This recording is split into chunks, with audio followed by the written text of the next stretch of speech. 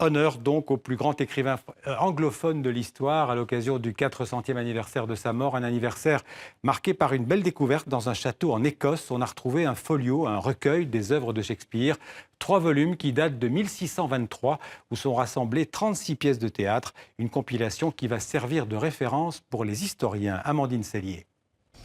C'est dans cette imposante demeure victorienne, perchée sur une île écossaise, que le précieux ouvrage a été retrouvé. Un premier folio de William Shakespeare comprenait une édition originale du recueil des pièces du célèbre dramaturge.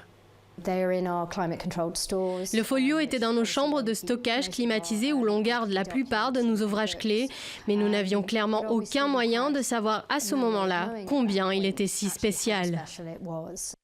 Le nombre de copies imprimées du premier folio reste encore inconnu à ce jour, mais selon les spécialistes, il n'aurait été produit qu'en très petite série, sans doute pas plus de 750 exemplaires.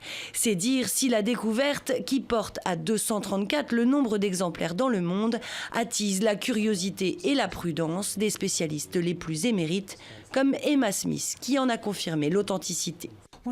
Quand j'ai entendu parler la première fois du premier folio de Mount Stewart, je me suis dit que c'était une blague. Je me suis même dit, les pauvres, ils pensent avoir trouvé quelque chose de précieux et ça va s'avérer tout à fait ordinaire. J'étais très sceptique et j'avais complètement faux. Dans le monde littéraire, le premier folio de Shakespeare fait figure de Graal. Publié 7 ans après la mort du dramaturge par 2 de ses amis comédiens, le recueil comprend 36 pièces de William Shakespeare, dont certaines comme Macbeth, qui n'avaient jamais été publiées de son vivant. Sans le premier folio, nous n'aurions pas Macbeth, nous n'aurions pas La Tempête ou encore Antoine et Cléopâtre. Toutes ces merveilleuses pièces de théâtre qui ont formé notre patrimoine littéraire, mais aussi façonné l'image que nous avons de Shakespeare.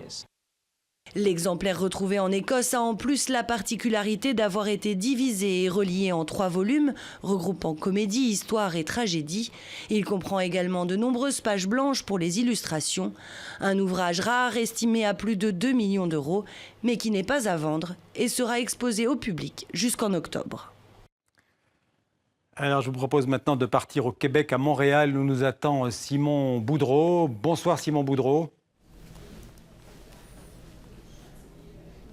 Bonjour. Alors vous êtes auteur, metteur en scène, comédien, un passionné de théâtre, on peut le dire, et vous avez imaginé d'écrire une fausse pièce de Shakespeare, ce que vous avez appelé un délire shakespearien, une façon en fait originale de rendre hommage à Shakespeare. Oui, en fait, on est 2 auteurs, Jean-Guy Legault et moi-même. On a eu envie d'écrire un délire shakespearien.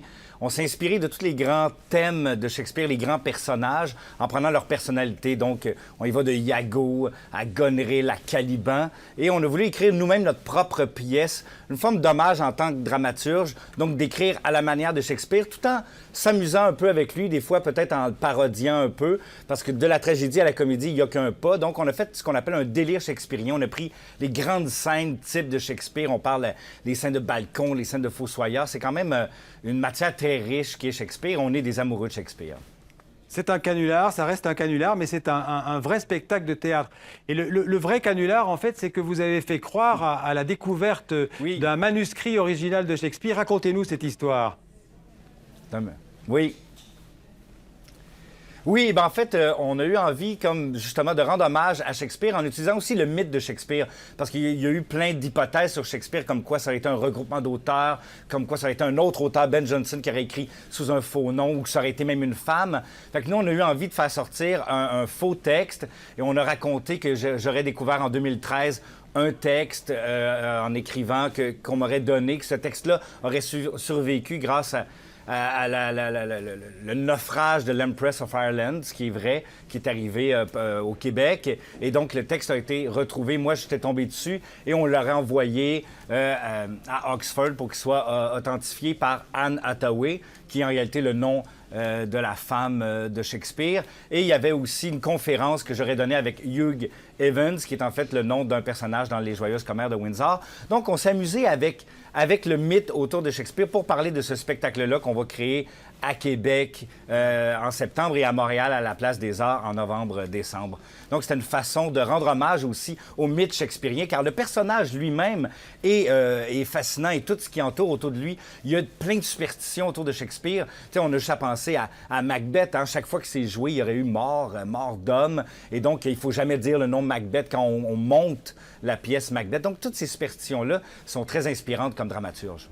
Et vous l'aviez tellement bien monté votre canulaire, c'est qu'on y a cru. On a cru à ce texte de Shakespeare, cet original retrouvé dans un bateau, donc dans le Saint-Laurent. Oui. Et vous allez donc monter, en tout cas, la pièce que vous avez construite donc autour de toutes les pièces de Shakespeare. Vous allez la monter, je crois, à l'automne, à Québec. Oui. Oui, exactement. On la monte au Théâtre Labordé à l'automne. C'est une façon... Je dirais que quelqu'un qui ne connaît pas du tout Shakespeare découvrirait Shakespeare. Les gens qui connaissent verraient plein de clins d'œil de Shakespeare. Puis c'est aussi une façon de se questionner, nous, comme dramaturges. Qu'est-ce que Shakespeare nous dit encore aujourd'hui? Il n'y a pas un auteur, je pense, qui a décortiqué aussi bien l'âme humaine que Shakespeare, qui parle de l'ambition avec une acuité, une force.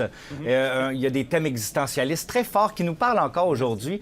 Et nous, comme auteurs contemporains, qu'est-ce qui vient nous chercher là-dedans dans Shakespeare? Donc, c'est vraiment un hommage qu'on lui fait et en même temps de montrer à quel point cet auteur-là est encore actuel aujourd'hui. Merci Simon Boudreau, c'est une bonne fin pour notre entretien en duplex depuis Montréal. Merci beaucoup et bonne pièce à l'automne.